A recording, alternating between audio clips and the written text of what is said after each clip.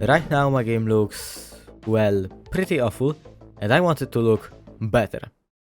But first, let's go back to Mons. I had just released Bounce Quest, and few minutes later I already had a bug to fix. Long story short, you could just climb this rock and get softlocked after it. It was very easy to fix by just tilting the rock to a straighter angle, but it really gave me a stress about any other problems the game might contain. Luckily, no one found anything serious that day and I could sleep well.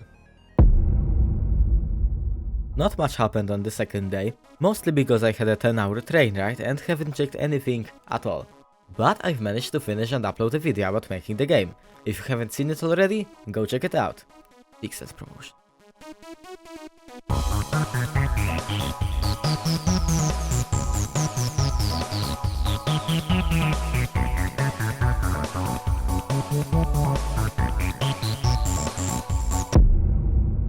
For day 3, I haven't done anything.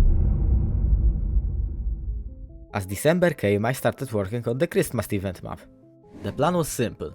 You would need to bring a box from point A to point B. But in execution, it really wasn't that easy. Making the box move sideways was fairly quick. On the collision with the box, speed of the cube gets split between the two objects, launching them in different directions.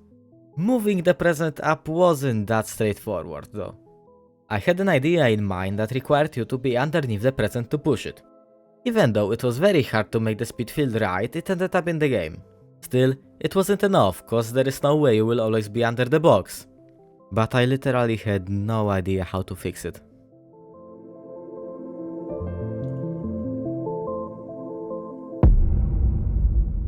With the game being available for almost 2 weeks by now, players were able to find some problems within it. The biggest one was probably that the game was kinda slow and boring. Why? Basically the intended gimmick of the game was to have zero control after a jump. But as it later turned out, that wasn't working at all. The time we would need to spend waiting for a jump to finish just made it boring and I had to do something about it. Something that won't interfere with the game's core idea, but still give the player the sense of control. So I started experimenting. I made wall jumps, double jumps and slides, but all these features didn't fit the game. I was nowhere. I just couldn't think about anything that would work. But after chatting with testers, we came up with something genius. By right-clicking, you could now stop the jump mid-air. That could be used to make some jumps easier, but when clicked at the wrong time, it might cost you a lot of progress. I've made some sprites to indicate that, and we had the smash feature working. Looking back at the Christmas map, I've made some graphics for it. They weren't anything outstanding, but they suited the simple style of the game. I tried using some glow on the candies and it looked good, I guess. While adding the graphics onto the game, I got an idea for the box movement. What if you could smash the present and it will bounce up from the ground? That would work.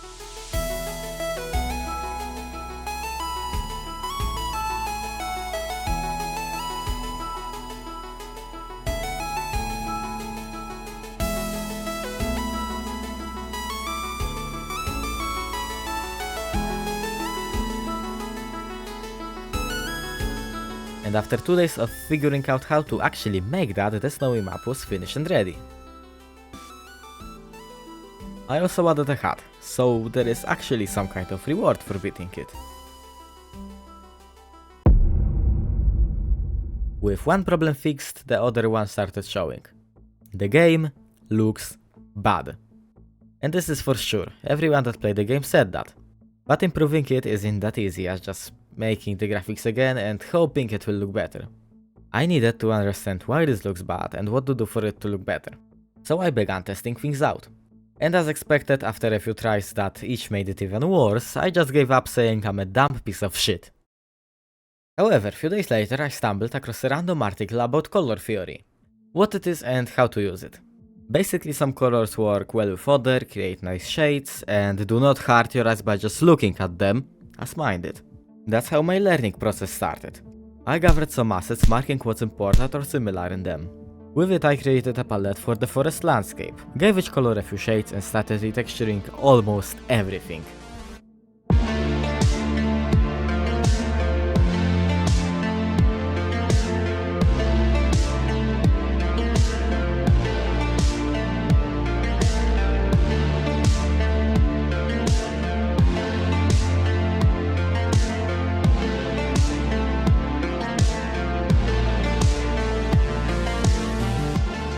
With the textures now being changed and recolored, the game was starting to look good.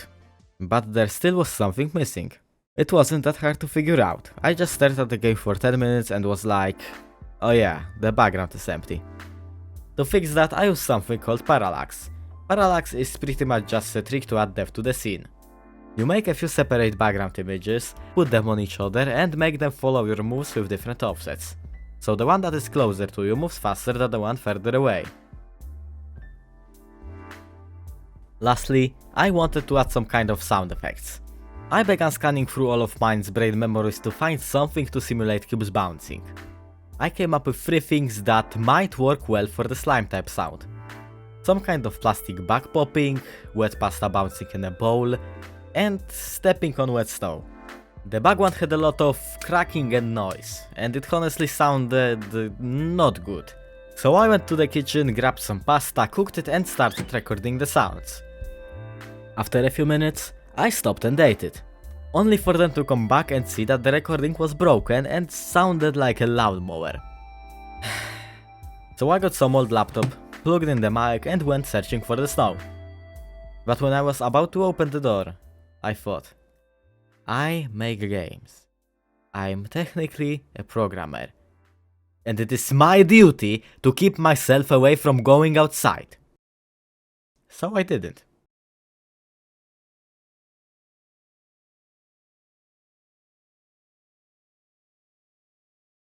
Okay, let me search for some slimy sound effects. White, sticky, slimy... What the fuck?